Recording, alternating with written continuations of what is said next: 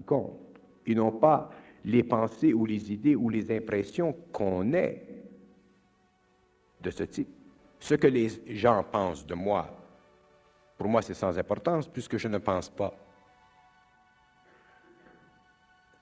Mais si les gens cherchent et essaient de découvrir en eux-mêmes un peu de leur propre réel, ils verront que leur propre réel n'est pas tellement loin du mien et qu'avec les années, leur propre réel se rapprochera du mien et ils verront qu'avec les années, ils sont dans le même réel que moi-même parce que le réel englobe tous les hommes.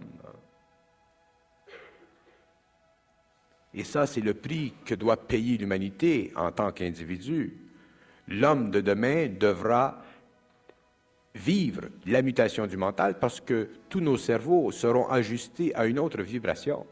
Et les hommes, autant sur l'Atlantide, on est passé du stage de l'émotion au stage du mental, après la destruction de l'Atlantide, autant à la fin du cycle, l'homme passera du stage mental au stage supramental. Et à la fin de ce cycle, il y aura un autre stage. Mais le problème avec la science, avec les scientifiques, c'est qu'ils croient qu'ils ont raison. Et un jour, les scientifiques découvriront, lorsqu'ils seront dans le supramental, que tous les hommes ont raison. Tous les hommes ont raison. Mais la raison de tous les hommes n'est pas fondée sur la même intelligence. Parce que la raison de tous les hommes est fondée sur la qualité émotive que chaque homme possède. C'est pourquoi il y a tant de divisions et tant de discussions parmi les hommes sur un même sujet. Parce que si les hommes étaient objectifs dans leur mental, il verrait un homme qui est objectif dans le mental, qui n'a pas d'émotion dans son mental, peut très très facilement écouter un autre homme parler et voir ce que cet autre homme dit. Mais qu'est-ce qui nous empêche en tant qu'homme de voir que tel homme a raison, tel homme a raison, tel homme a raison, même si sa raison elle est petite, parce que le mental n'est pas aussi développé, c'est que nous avons tous dans notre mental de l'émotion. Et c'est notre émotion qui nous empêche d'avoir accès à l'intelligence pure, parce que l'intelligence pure ne peut plus vivre dans l'homme. S'il y a de l'émotion, elle le détruit.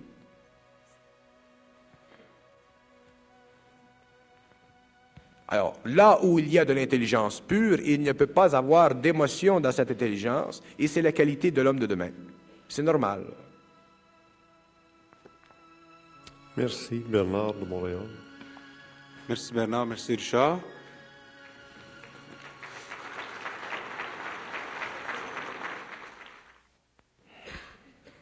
J'en prends une au hasard ici. D'ailleurs, je les lis toutes, même des fois celles qui demandent à Bernard quelles sont les sortes de céréales qu'il mange le matin. Mais je les lis toutes, en tout cas celles que j'ai le temps de passer. Alors, je trouve que la réponse sur la question « S'il y a quelqu'un qui me parle » n'est pas assez claire, car que ce soit oui ou non signifie qu'il y a quelqu'un qui me parle. Ben tiens, c'est ça, hein?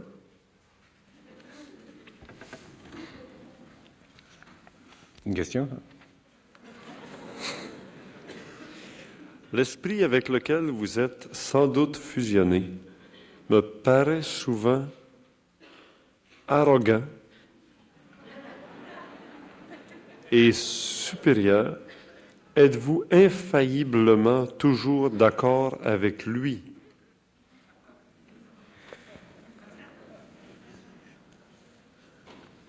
Le phénomène d'arrogance. Le phénomène d'arrogance, c'est un phénomène qui est en réalité un phénomène vibratoire. C'est pas... si les gens considèrent que je suis arrogant, c'est parce qu'ils souffrent d'une certaine sensibilité, peut-être même mal placée.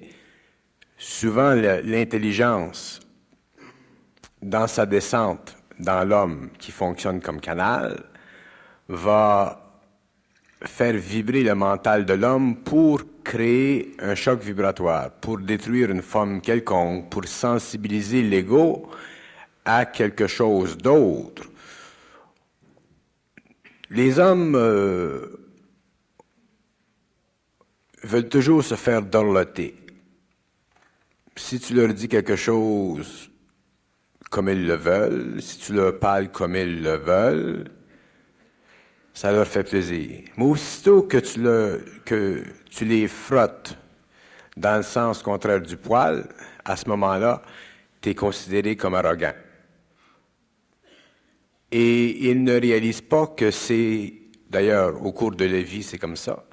Quand on se fait frotter dans le sens opposé du poil, le poil nous raccourcit et la peau se découvre.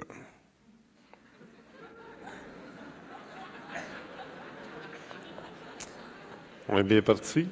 Quelle différence y a-t-il entre l'homme et la femme? En dehors de la question de peau. C'est une question qui est très vaste, la différence entre l'homme et la femme. Mais je ne veux pas paraître arrogant,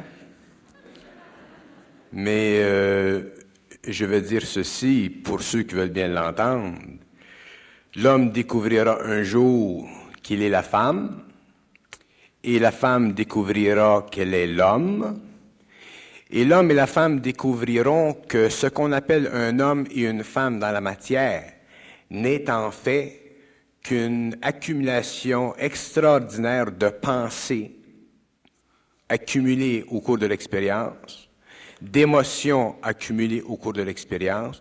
Autrement dit, l'homme est une mémoire, la femme est une mémoire, et ce que l'on considère le principe mâle sur le plan matériel, comme ce que l'on considère le principe femelle sur le plan matériel, n'est que la juxtaposition de cette mémoire phénoménale qui représente le total des réincarnations antérieures vécues dans une incarnation présente pour le bénéfice des lois de complémentarité.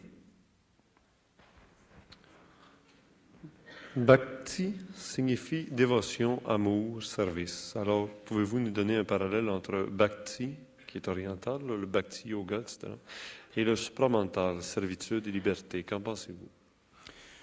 Le Bhakti fait partie de la loi philosophique de la spiritualité. Tout ce qui est oriental, tout ce qui a été donné à l'homme à partir de l'Orient fait partie de l'échelle évolutionnaire spirituelle que devait vivre l'humanité pour que les mœurs de l'homme se raffinent et que l'homme développe en lui une certaine spiritualité qui est en fait une certaine vision de l'au-delà. Et le bhakti, en tant que principe spirituel philosophique, est très nécessaire à l'humanité parce que si l'humanité n'avait pas été donnée ces principes-là, l'homme aujourd'hui serait sans amour dans sa civilisation. Lorsque l'homme entrera dans le nouveau cycle d'évolution, le bhakti sera enveloppé dans une autre forme d'énergie et ne sera plus présenté à l'œil de celui qui vient vers la lumière, mais lui sera présenté comme étant une facette de son évolution passée, et au lieu d'être au service et au lieu d'être dévotionnel, il sera créatif et empereur. L'homme dans les terres sera empereur parce que l'homme dans les terres sera non plus au service des forces spirituelles, non plus au service de la mémoire de l'humanité, mais sera en relation vibratoire avec l'énergie de l'âme et il aura pour outil l'énergie de l'âme. Et lorsqu'un homme travaille avec l'énergie de l'âme, il n'est plus au service de rien puisqu'il est créatif, puisqu'il est. Être au service de quelque chose veut dire augmenter le karma positif de son évolution. Lorsque le karma positif d'une évolution est terminé, l'homme n'est plus au service de rien parce qu'il n'est plus au service de l'âme. Mais tant que l'homme est au service de l'âme, le bhakti est une haute valeur spirituelle, mais lorsque l'âme est au service de l'homme, le bhakti n'existe plus. Dans l'une de vos conférences antécédentes, vous avez parlé des singes qui font croître les forêts par l'intermédiaire de l'éthérique. Les chats ont-ils un rôle similaire, ainsi que le chien, le cheval, le dauphin. Bon, je vais répondre à cette question d'une façon suffisamment vaste, parce que c'est un domaine qui est très vaste. Tous les animaux existent sur la Terre pour permettre qu'il y ait un équilibre entre le corps émotionnel de l'homme et la nature. C'est la seule fonction des animaux. Les animaux remplissent une fonction sur la Terre pour qu'il y ait équilibre entre le corps émotionnel de l'homme et la nature. Lorsque l'homme sera dans les terres, il n'y aura plus d'animaux, parce qu'il n'y aura plus de sentiments. Alors, pourquoi les formes animales ont été condensées et ont pris naissance sur la Terre? C'est pour permettre qu'il y ait un équilibre entre l'homme et la nature. Lorsque l'homme sera maître de la nature, il n'aura plus besoin d'animaux et automatiquement, il travaillera à une autre échelle d'évolution. Autrement dit, l'homme travaillera dans la science pure, c'est-à-dire qu'il manipulera les énergies de la lumière pour le bénéfice de formes hautement convoitées par les hiérarchies qui coordonnent les activités gouvernementales sur les plans invisibles. Ce sera une vie totalement différente, totalement autre, et l'homme n'aura plus besoin du support du royaume animal sur la planète parce qu'il sera totalement indépendant de la planète matérielle.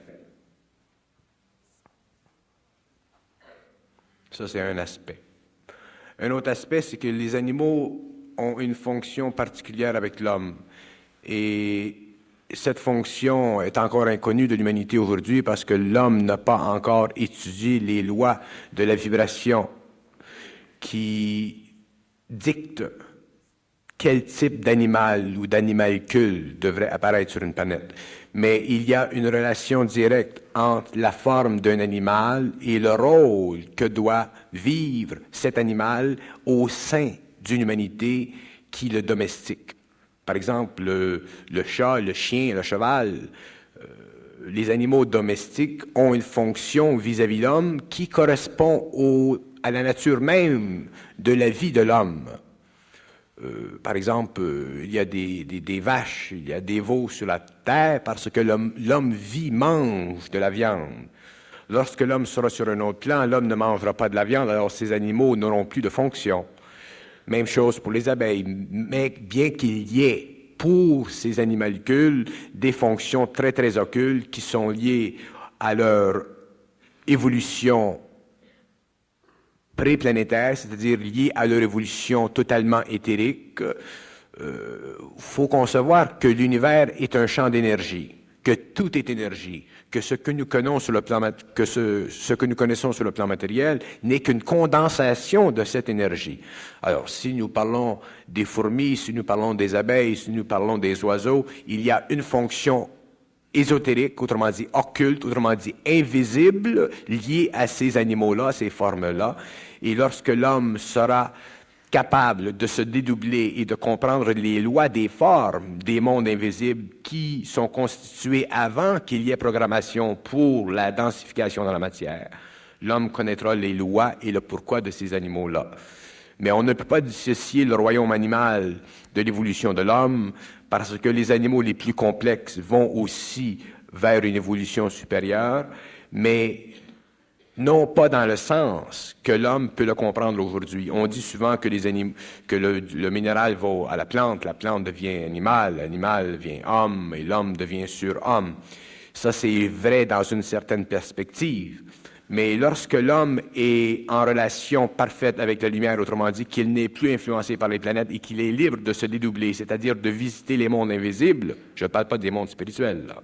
Je parle des mondes invisibles, des univers parallèles. À ce moment-là, l'homme n'a plus le temps de s'occuper des animaux et il n'est plus intéressé aux animaux parce que sa science le projette vers la construction d'univers totalement neuf et il est obligé, de par la nature de l'intelligence et de par le processus créatif extrêmement rapide de l'intelligence, du principe de l'intelligence, de constituer des mondes totalement nouveaux dans lesquels les formes anciennes qui ont servi à l'évolution de l'humanité ne servent plus. Alors, s'il y a des animaux aujourd'hui sur la Terre, ils servent à l'humanité, mais dans les temps qui viendront où l'homme sera en contact avec les mondes parallèles, si l'homme veut des animaux, il sera obligé d'en créer des nouveaux et ce sera lui qui les créera. Parce qu'il aura la capacité de se servir de l'énergie de l'âme et qu'il fera partie de la hiérarchie et qu'il connaîtra la loi des formes et aussi les lois d'évolution qui sont liées à la forme et à la régénération de la forme. Pourriez-vous communiquer avec quelqu'un dans la salle? C'est pas important.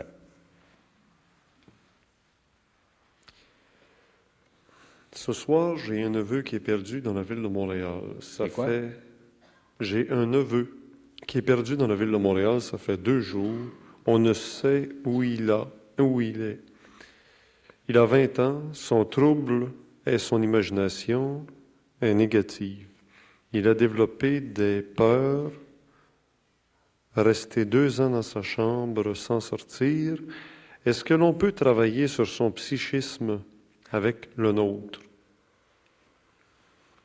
On peut travailler sur son psychisme au niveau du plan astral, mais ça ne va pas l'aider au niveau de son intelligence personnelle. Il y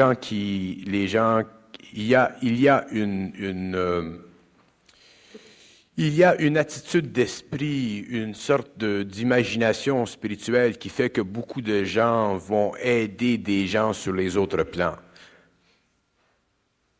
On peut aider les gens sur les autres plans, d'autant plus qu'on puisse aller sur les autres plans. Mais lorsque l'homme entre dans la conscience, il ne peut plus aller sur les autres plans pour aider les gens sur les autres plans parce qu'il n'est plus dans l'illusion du service. Et il comprend à ce moment-là que les gens qui vont aider les gens sur d'autres plans sont, dans le fond, aux prises avec leur propre illusion spirituelle. L'homme doit reconnaître, comprendre objectivement que si une personne a des troubles, si une personne a des difficultés psychologiques, mentales, et ainsi de suite, ça fait partie de son expérience. Et si cette personne-là est amenée, pour une raison ou une autre, à des personnes qui puissent l'aider, d'une façon ou d'une autre, elle viendra à cette personne-là ou à ces personnes-là. Mais l'homme a une mauvaise habitude, et ça, c'est la mauvaise habitude de tous les hommes sur la Terre, c'est que tout le monde s'inquiète de tout le monde.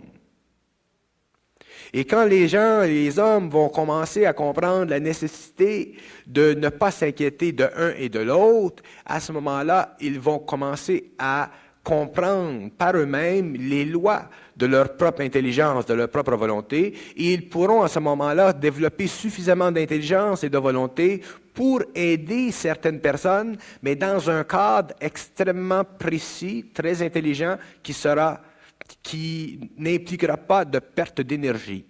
La personne qui est perdue dans la ville, comme il y en a des milliers qui sont perdus dans les villes, cette personne est en voie d'expérience, cette personne peut être affectée, d'accord, par des intelligences sur le plan astral, mais cette personne doit faire son expérience et si l'âme de cette personne est suffisamment évoluée, elle en sortira. D'ailleurs, vous aurez des nouvelles d'ici 3 semaines. Si on essaie quelque chose et qu'on ne réussit pas, est-ce le manque de volonté? Si on veut faire quelque chose et qu'on ne le réussit pas, c'est parce que ce n'est pas le temps. Et on doit comprendre que l'homme, tant qu'il est planétaire, est affecté par les planètes. Il est assujetti à des interférences. Et même s'il veut faire quelque chose, si ce n'est pas le temps, ce n'est pas le temps et il ne peut pas aller contre ça. Il doit apprendre à attendre. Les gens ne savent pas attendre. Et savoir attendre fait partie de la conscience du supramental. Et un homme qui sait attendre aura tout ce qu'il doit avoir. Alors, ce n'est pas un manque de volonté, c'est un manque de compréhension. Depuis que je vous écoute et je vous ai entendu dire de ne plus croire en rien, je laisse l'information entrer et sortir, ou du moins j'essaie de ne pas y réfléchir. Alors le mieux à ces moments-là, pour y parvenir, je prie. C'est une forme, vous allez dire, mais en ce moment, mes moyens sont limités. Est-ce correct ou si encore je me bloque dans mon évolution? Je sais que j'ai une route à suivre et je veux me renforcer. C'est très bien. Si vous priez, c'est parce que vous avez besoin de cette vibration, de cette forme-là pour vous soutenir sur le plan spirituel. Éventuellement, si vous passez sur un plan plus vibrant du mental, vous n'aurez plus à prier. D'ailleurs, vous ne pourrez plus prier parce qu'on ne prie plus à ce niveau-là. On communique. Mais vous faites deux choses qui sont intéressantes. C'est qu'au moins, vous vous écoutez vous vous écoutez. Et un homme qui s'écoute intérieurement est un homme qui déjà grandit, et même s'il n'a pas la force encore suffisante pour entrer à plein pied dans le supramental, et qu'il est obligé de prier, autrement dit, de se servir des anciennes formules de l'humanité ancienne pour se donner un certain courage, c'est normal. Mais ce qui est important chez vous, c'est que vous vous écoutiez, que vous regardiez vos pensées, que vous habituiez à entendre parler dans votre tête, au niveau de votre pensée, et comme ça, votre intelligence grandit, petit à petit, elle grandit, et éventuellement, elle se développe, et éventuellement, elle s'identifie à un autre niveau d'énergie, éventuellement, le réseau de communication s'intensifie, éventuellement, vous ne pensez plus, vous communiquez. C'est très bien. Peut-on dire que croire Bernard de Montréal, c'est être possédé par Bernard de Montréal? Croire Bernard de Montréal, c'est être possédé par l'idée qu'on a de Bernard de Montréal, oui. Il ne faut pas croire. On peut se parler. C'est bon. Les extraterrestres qui viendront en masse seront-ils de Shambhala ou de l'Agartha? Des deux bords. C'est pour ça qu'il ne faut pas croire. Tout d'un coup, Agartha vient avant. Elle m'a pris. Ceux qui passent au triangle des Bermudes, Agartha. Continue.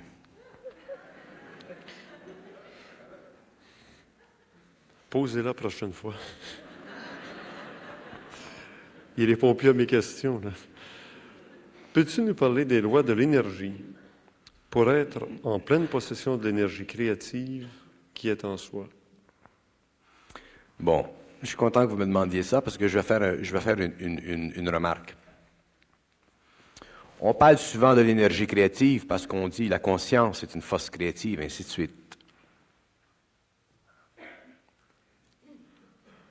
L'homme de demain comprendra une chose, que l'énergie créative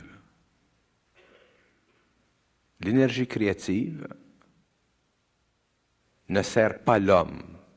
Elle sert à créer des formes pour l'évolution de l'homme. L'énergie qui sert l'homme, c'est l'énergie indifférenciée. Autrement dit, l'énergie créative, elle est toujours créée par des êtres supérieurs, soit dans le monde spirituel ou soit sur les hauts plans de l'évolution. Ce sont des formes qui sont créées pour l'évolution de l'homme, pour la progression de l'homme. Lorsque l'homme entre dans le supramental, il n'a plus besoin de l'énergie créative, parce qu'il n'est plus affecté par les formes. Alors qu'on lui présente n'importe quelle forme, il n'est plus attaché à la forme, alors l'énergie créative ne lui sert plus. À ce moment-là, l'homme passe à une autre étape d'évolution où il transforme l'énergie indifférenciée en énergie créative. Il faut que ce soit l'homme qui transforme l'énergie indifférenciée en énergie créative, comme par le passé, c'était les êtres dans les plans invisibles qui transformaient l'énergie indifférenciée en énergie créative pour le bénéfice de l'homme. Lorsque l'homme sera libre, qu'il sera maître de la vie, qu'il aura le pouvoir de se servir de l'énergie de l'âme à volonté, à partir de ce moment-là, l'homme ne sera plus influencé positivement ou négativement par l'énergie créative, parce qu'il ne pourra plus penser, mais il aura le pouvoir de changer, de transmuter l'énergie indifférenciée et lui donner une forme. Et ceci deviendra pour lui son énergie créative, parce que l'homme fera partie de la hiérarchie. Autrement dit, ce que la hiérarchie fait aujourd'hui à son insu, parce qu'elle est dans l'invisible et qu'il n'a pas de communication avec lui. Lorsque l'homme aura accès à l'invisible, lorsque l'homme verra la hiérarchie comme il voit les hommes sur la terre, à ce moment-là, l'homme sera dans la même position vis-à-vis la hiérarchie et il pourra lui aussi se servir de l'énergie indifférenciée et créer, mais il ne sera plus affecté par l'énergie créative. Où mettez-vous Dieu, créateur de l'univers cosmique, dans votre concept de l'intelligence lumière? Dieu, c'est un concept humain. Tous les concepts humains sont des concepts qui servent à l'évolution psychologique, morale, émotionnelle et mentale inférieure de l'homme. Lorsque l'homme sera dans le mental supérieur, lorsqu'il sera dans la fusion, lorsqu'il vivra la fusion entre son âme et l'ajusteur de pensée, autrement dit les grands coordonnateurs des gouvernements invisibles, il verra que ce qu'il a appelé par le passé Dieu est enfin ou est en fait l'organisation parfaite des principes universels, volonté, amour, intelligence, qui sont les trois connus de l'homme dans cette galaxie, mais il y en a 4 autres qui ne sont pas connus de l'homme. Et Dieu est la totalité des 7 principes universels. Autrement dit, Dieu est en fait 4 alephes, autrement dit, Dieu est en fait 4 feux. Dieu est en fait 4 feux qui se manifestent dans des cycles très ordonnés et qui donnent naissance à différents aspects de l'universel. Mais lorsque l'homme pense, Dieu pour lui est un être, tandis que lorsque l'homme ne pense plus, Dieu est un potentiel. Lorsque l'homme pense, Dieu pour lui a une valeur personnelle. Lorsque l'homme ne pense plus, Dieu pour lui n'est que l'amélioration constante de la perfection, c'est-à-dire la capacité de toutes les intelligences à tous les niveaux dans la galaxie ou dans les univers ou dans les super-univers d'organiser la matière indifférenciée et lui donner une forme parfaite. Et lorsque la forme parfaite sera réalisée, c'est-à-dire lorsque les 7 principes seront connus de tous les êtres, de toute la hiérarchie, à ce moment-là, on dira que Dieu est parfait, c'est-à-dire que Dieu aura été scientifiquement compris par toutes les âmes qui évoluent dans l'universel. Y aura-t-il un autre Dieu ou Christ pour l'ère du Verseau, comme plusieurs le disent? S'il y aura un autre quoi? Un autre Dieu incarné ou un autre Christ, comme à l'ère du Poisson, c'était le Christ? Il y aura un autre être cosmique qui sera connu dans son temps. Et lorsqu'il sera connu, il sera connu. Et lorsqu'il sera connu, il sera connu. Est-ce qu'il est né?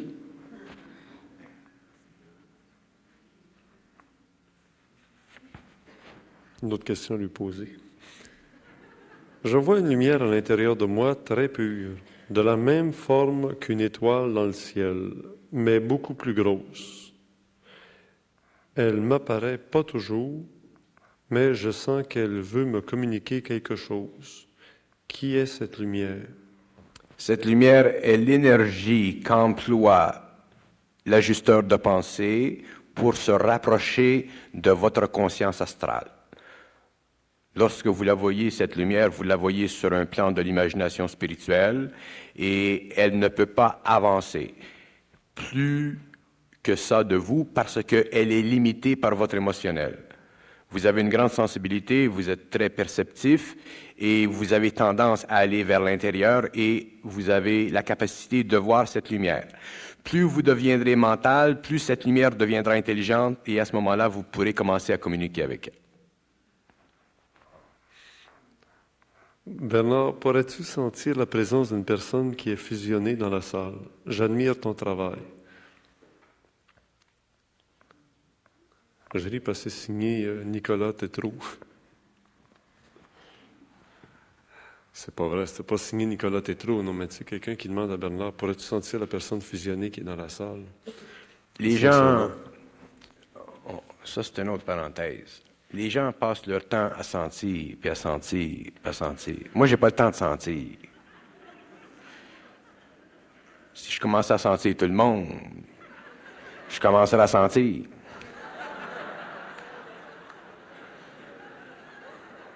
Tiens, La question suivante, que pensez-vous de la clairvoyance? La clairvoyance est un outil qui fait partie de l'homme, ça fait partie de ses sens intérieurs, ça fait partie de sa sensibilité astrale, mais la clairvoyance de l'homme, ça change au fur et à mesure qu'il devient de plus en plus conscient. Et lorsque l'homme devient très, très conscient, qu'il est en grande fusion, à ce moment-là, il n'est plus clairvoyant, c'est tout. Si on dit de lui qu'il est clairvoyant, c'est parce qu'on interprète un terme et qu'on juxtapose un terme qui fait partie de notre personnalité à la sienne. Mais c'est normal à un homme de savoir. Alors, si c'est normal à un homme de savoir, la clairvoyance, comme on l'applique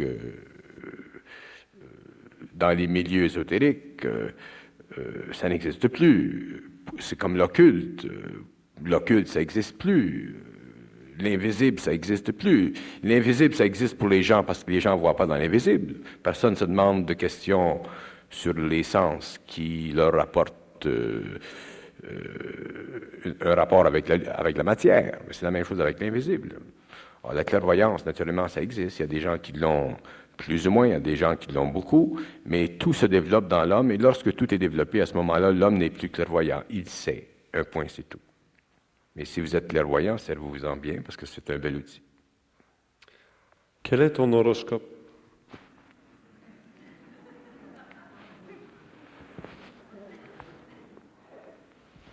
Je suis un chameau.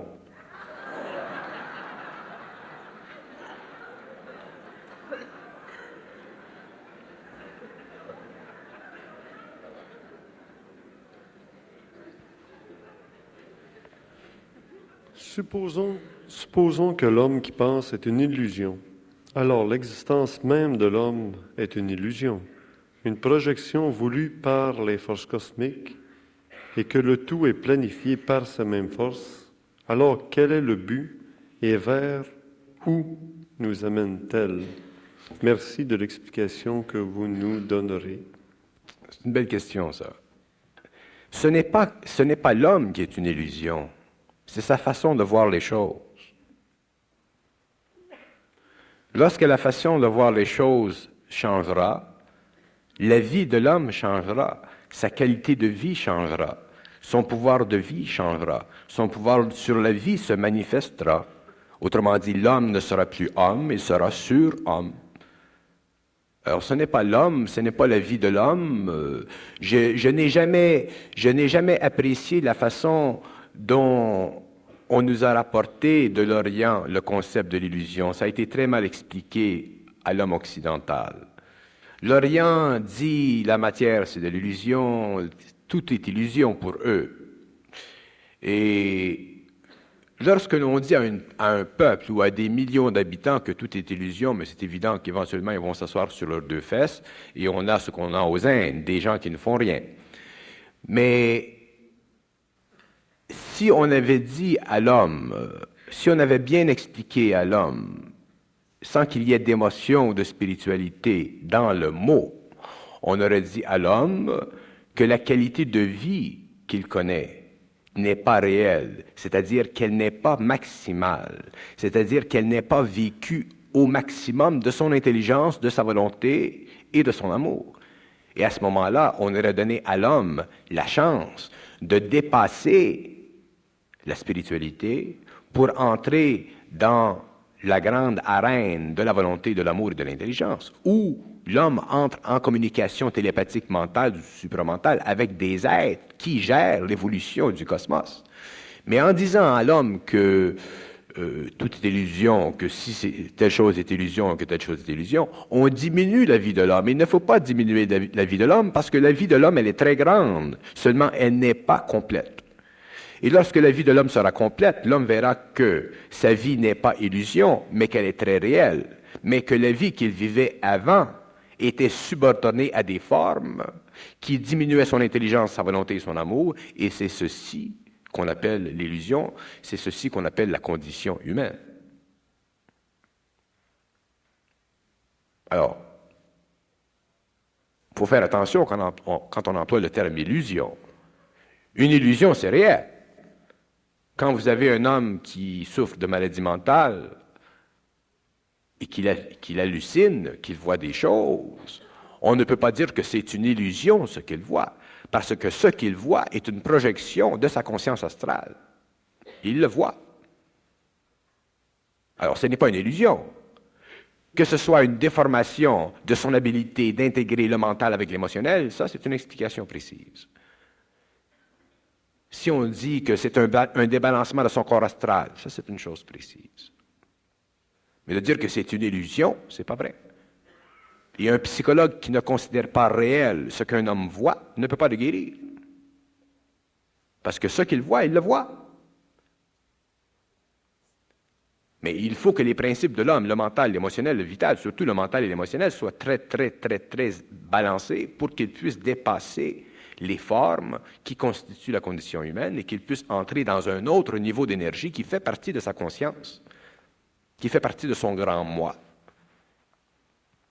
et qui l'amène éventuellement à dépasser le stage de l'homme pour entrer dans le stage du surhomme, parce que l'homme doit passer du stage de l'homme au stage du surhomme. C'est simplement lorsque l'homme sera au stage du surhomme que l'homme commencera à se compléter, mais il ne sera pas encore complet. Parce que la vie, ça ne finit pas, c'est éternel. Mais il faut que l'homme puisse réaliser qu'il est à un stage d'évolution et que tout ce qu'il connaît aujourd'hui, que toutes les théories qu'il embrasse aujourd'hui font partie de son expérience psychologique et que demain, ces théories n'existeront plus parce qu'il sera dans un autre état mental.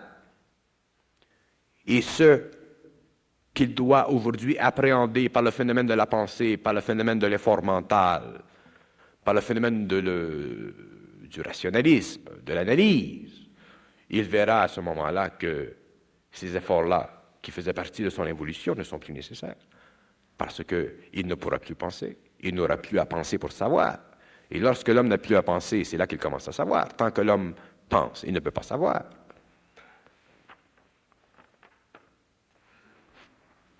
Alors, quand je dis que tous les mots sont des illusions, je dis que tous les mots sont des formes, et que ce n'est que lorsque l'homme a dépassé la forme, qu'il est dans l'intelligence pure, qu'il reçoit par télépathie précisément telle chose, telle donnée, telle donnée, telle donnée, qu'il est dans la conscience de l'intelligence. Parce que l'homme doit être dans la conscience de l'intelligence pour connaître la nature de l'intelligence. Comme il doit être dans la conscience de la volonté, dans la conscience de l'amour pour connaître la nature de l'amour et la nature de la volonté.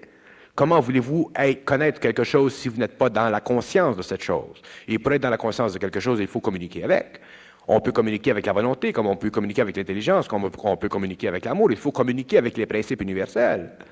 Et lorsque l'homme communique avec les principes universels, à ce moment-là, tout lui est très facile sur le plan humain. Et à ce moment-là, sa vie n'est plus la même. Autrement dit, sa vie n'est plus une illusion, elle est réelle. Et elle est réelle pour lui, un point, c'est tout.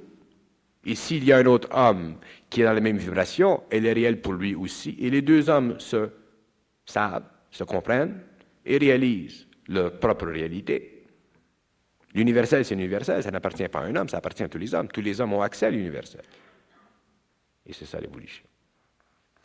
Dans quel but les forces planétaires, plus positives ou négatives, veulent-elles prendre possession de l'esprit de l'homme?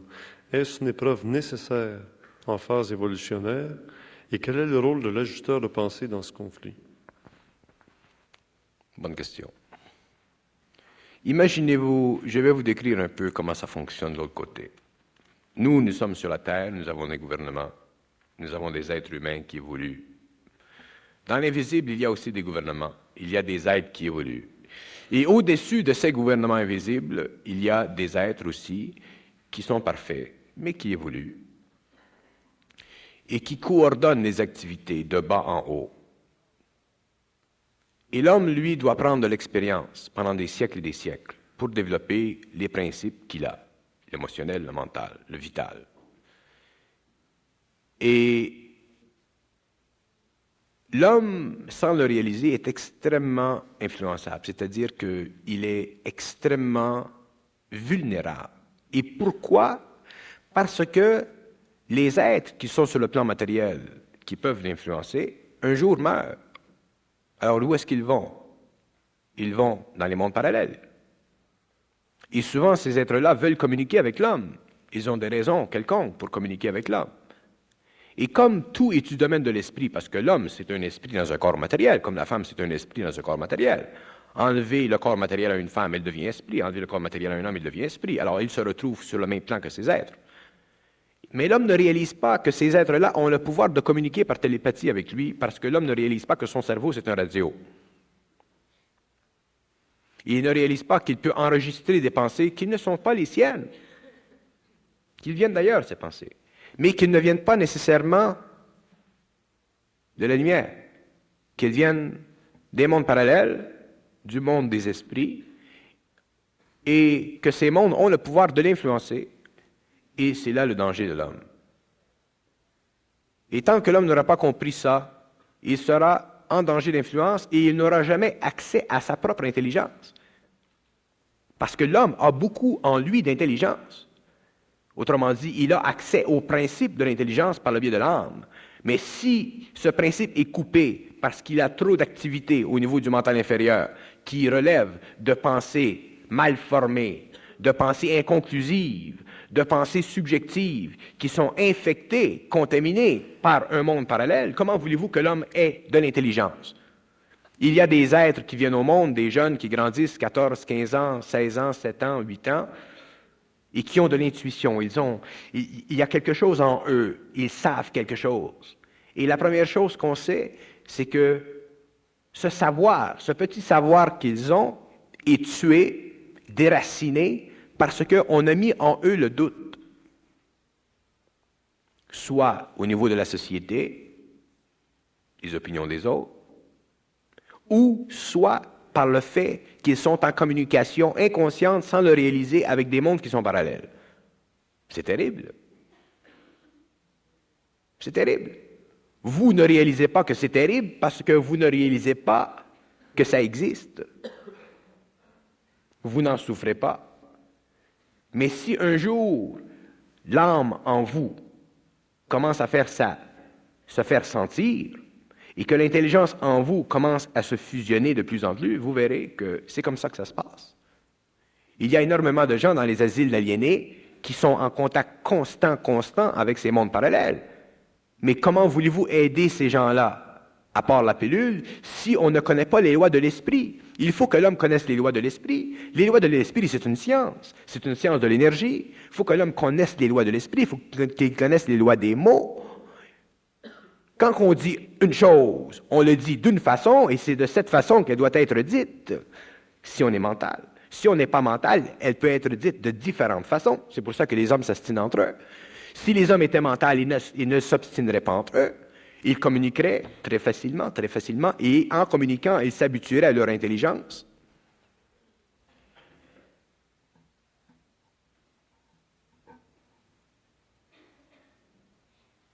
Les meurtriers, les hommes qui détruisent, les hommes qui sont considérés comme des criminels dans notre société, ce n'est pas toujours de leur faute qu'ils sont ainsi. Ils sont infectés, ces êtres, et ils ne le savent pas. Et le pire, c'est que tous les hommes sont infectés, jusqu'à un certain point. Sans ça, tous les hommes seraient dans l'intelligence. Alors, regardez le problème. Ça vous permet de voir jusqu'à quel point il est grand. Le péché originel, Qu'est-ce qu'il y a le péché originel? l'infection que tous les hommes ont.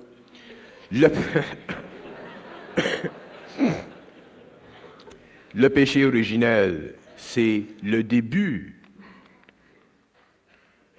du développement chez l'homme de sa capacité de penser. Si l'homme n'avait jamais vécu ou n'avait jamais eu à vivre cette capacité de penser qui, avec les siècles et les siècles, a accumulé pour lui énormément de karma, l'homme aujourd'hui ne serait pas dans la position qu'il est sur la Terre. D'ailleurs, la civilisation serait totalement autre.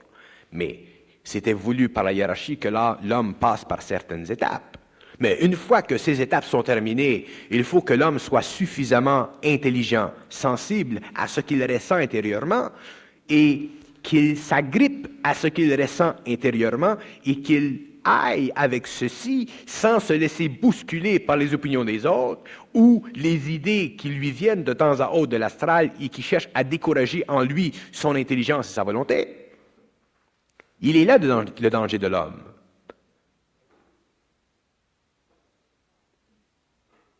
Si l'homme n'avait pas eu à penser, s'il n'avait pas eu à passer par cette évolution qui a développé son mental inférieur, l'homme serait en communication télépathique avec l'invisible, comme Adam l'était. Adam était en communication avec les gouvernements invisibles.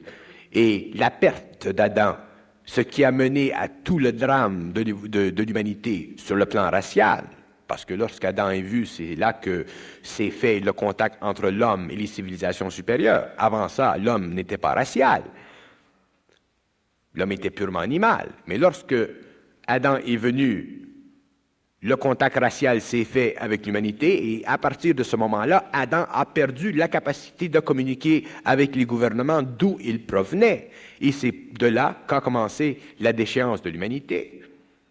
Si Adam n'avait pas perdu cette faculté de communiquer avec les hiérarchies intelligentes, il aurait pu communiquer son savoir à ses enfants, et ses enfants auraient communiqué à leurs enfants, et ainsi de suite, et l'humanité serait autre aujourd'hui. Mais dès qu'il a perdu la faculté de communiquer, il a été obligé de se servir de son corps astral, qui a été la prédestinée de l'évolution des Atlantes.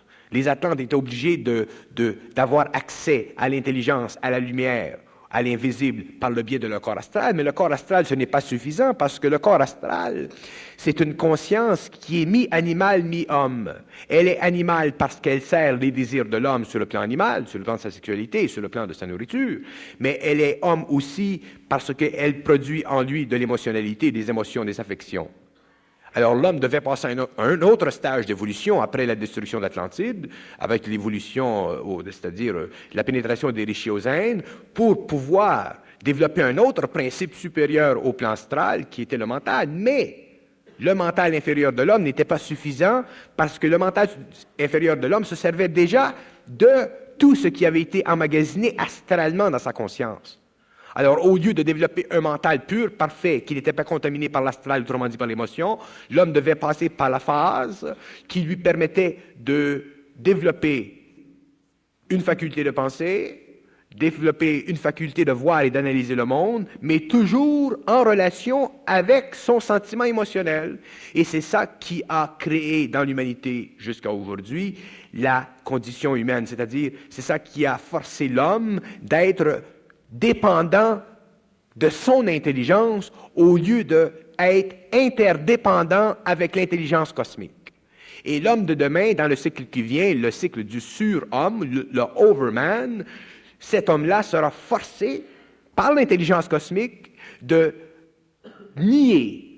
Je ne dis pas nier psychologiquement, je dis de renier sa mémoire, de renier sa faculté de penser pour devenir un canal, autrement dit, pour devenir un effectif radiophonique sur le plan des circuits universels, c'est-à-dire être capable de communiquer télépathiquement avec les plus hautes intelligences avec lesquelles il est rattaché individuellement au niveau de son évolution anémique.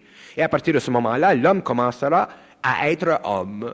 Et c'est là qu'il commencera à comprendre les mystères de l'univers et éventuellement, il aura accès aux secrets des mystères. Parce que connaître les mystères, ce n'est pas assez. Il faut connaître les secrets des mystères. Parce que connaître les mystères, ça fait partie de l'évolution de l'homme. Ça fait partie de son rappel à la mémoire de l'âme. Mais connaître les secrets des mystères impose, force, que l'homme, un jour, soit en équilibre parfait avec l'intelligence cosmique, c'est-à-dire qu'il soit capable d'absorber l'énergie de cette intelligence, la volonté de cette intelligence et l'amour de cette intelligence. Et lorsque l'homme aura en lui la Trinité, qu'il vivra la Trinité, l'évolution supérieure de l'amour, l'intelligence et la volonté, il connaîtra les secrets des mystères et à ce moment-là, on dira que l'homme est un scientiste.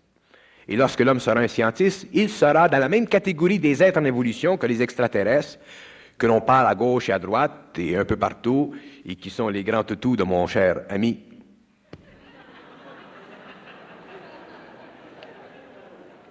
Mais je le comprends. Petit bourgeois. Il y a plusieurs questions ici qui se réfèrent à qu'est-ce que la volonté, comment cultiver notre volonté, que voulez-vous dire quand vous parlez de volonté? Bon, je dis que l'homme n'est pas dans son intelligence, que l'homme n'est pas dans sa volonté, que l'homme n'est pas dans l'amour, que l'homme est dans l'intellect, qu'il est dans l'illusion de sa volonté, qui est lié à son corps de désir et qui est dans les sentiments de l'amour. Alors, la volonté de l'homme, l'intellect de l'homme et l'amour de l'homme font partie de la dégradation de cette énergie cosmique. Pour que l'homme entre dans la volonté, dans l'intelligence, dans l'amour cosmique universel, qui unit tous les êtres de toutes les galaxies, il faut qu'il comprenne les lois de la vie.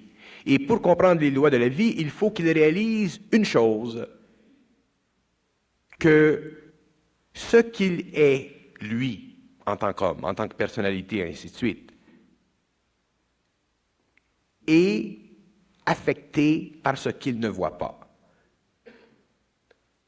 Et le début de cette reconnaissance, de cette prise de conscience, pour lui, c'est de réaliser que ce n'est pas lui qui pense.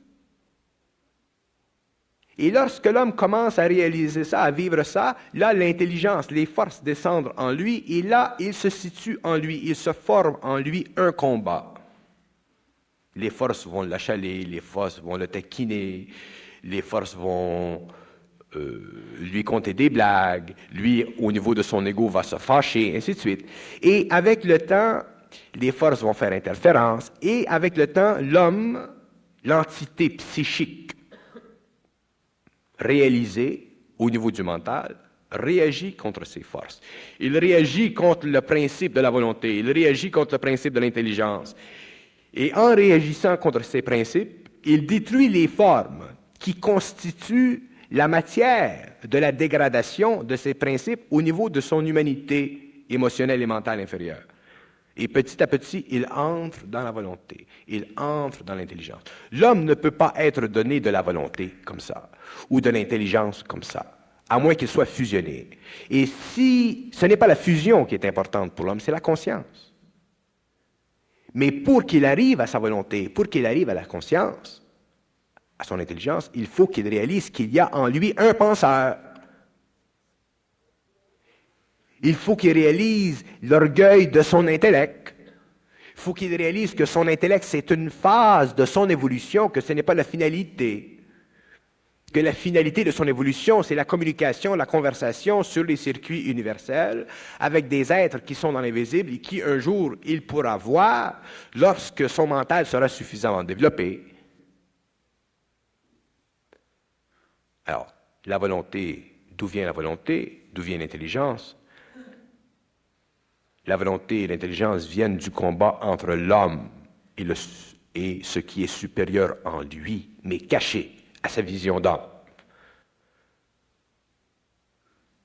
Et un homme qui ne vit pas ce combat avec lui-même, avec cette partie ultime en lui, ne peut pas avoir un jour la volonté et l'intelligence et comprendre les lois de l'amour.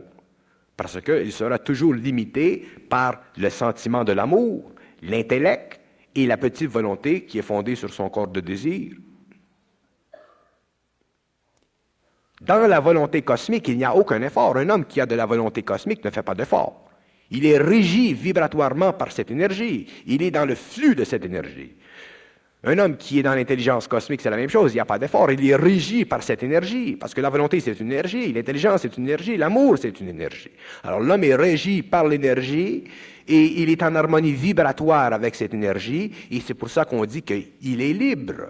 C'est-à-dire qu'il est un avec cette énergie. Et c'est ce que les prophètes ou les maîtres ou les gourous ou les êtres qui ont voulu donner à l'humanité un espoir de l'avenir, c'est la façon dont ils ont expliqué ces choses, mais en se servant de modes, de paroles, qui ne pouvaient pas coïncider avec le réel, parce que les mots ne peuvent pas coïncider avec le réel. Ce qui coïncide avec le réel, c'est l'énergie. Ce ne sont jamais les mots. Mais les mots permettent à l'homme de désaxer son mental, de désaxer son émotionnel, afin qu'il puisse vivre de l'énergie de la volonté et de l'intelligence. Et à ce moment-là, il y a une transmutation au niveau de la personnalité, il y a un changement au niveau de l'ego, il y a un changement dans l'homme, et l'homme passe d'un stage de la race ancienne, de la 5e race, pour vivre et entrer dans les rangs de la 6e race et avoir accès au dédoublement éthérique et non au dédoublement astral, au dédoublement éthérique qui lui donne la vision des mondes invisibles et le pouvoir de se voyager, de se déplacer à volonté dans le cosmos. Celui qui est fusionné doit-il quand même subir les lois matérielles de la réincarnation dans un corps? Les lois matérielles de la réincarnation. Autrement dit, celui qui est fusionné doit-il encore se réincarner? Celui qui est fusionné souffre tellement de la fusion que lorsqu'il a fini son travail sur le plan matériel ou sur une planète, il a seulement un but, c'est d'aller ailleurs vers des mondes beaucoup plus harmonisés et beaucoup plus stabilisés. Celui qui est fusionné est obligé d'œuvrer sur un plan pour un travail quelconque qui constitue un départ, un renouvellement du contrat entre l'homme et le cosmique. Mais sa vie sur le plan matériel est temporaire. Il la vit parce qu'il doit la vivre parmi les hommes, mais il n'est pas intéressé à la vie matérielle. Puisque Lucifer est en quarantaine, comment peut-il avoir une influence sur l'esprit de l'homme? Lucifer est en quarantaine. Lucifer n'est pas en quarantaine. Il sera en quarantaine. La quarantaine n'est pas arrivée encore. Il n'a pas passé aux douanes. Lucifer sera en quarantaine lorsque les forces de la lumière se seront matérialisées sur la terre. Et lorsque celui qui doit servir de pont entre la hiérarchie et les hommes sera connu dans le monde. Par qui as-tu été influencé? Par Agartha ou Shambhala?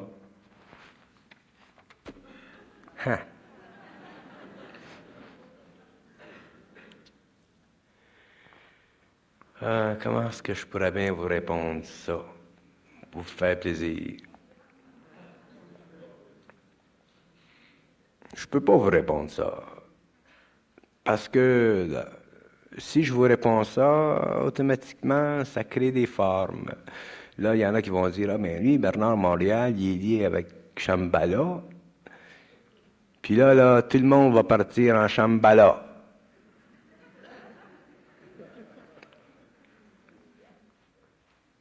C'est pour ça que je ne peux pas vous parler de certaines choses parce que vous faites avec tout ce que je vous dis, pas tout le monde, mais un certain nombre de personnes qui ont l'imagination fébrile, vous faites avec ceci des choses. Vous créez des formes, vous créez des légendes. Occupez-vous pas si je suis lié à l'Agartha ou à Shambhala. D'abord, c'est pas à l'Agartha que je suis lié. Fait que ça...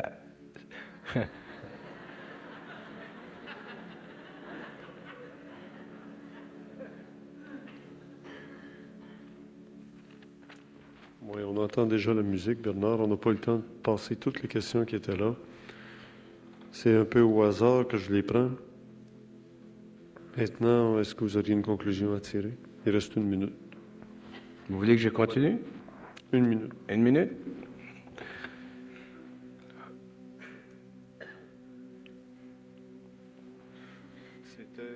Le thème de ce soir, c'était fusionner ou posséder. Bon. C'était bien important, vous avez dit? Imaginez-vous la jeune dame qui est venue ici. Là, il s'établit en elle une résonance. Parce qu'une fois que l'homme commence à communiquer intérieurement, il se forme une résonance. Et l'intelligence dans l'homme se développe petit à petit. Et peut-être que la personne, un jour, se demandera si elle est possédée ou si elle est réellement dans l'intelligence. Mais qui pourra répondre pour elle? Seule elle. Et si elle se sent bien dans sa peau, se sent bien dans son intelligence, et que son intelligence est constructive, elle n'aura jamais le problème personnel de se demander ou de souffrir de la possession.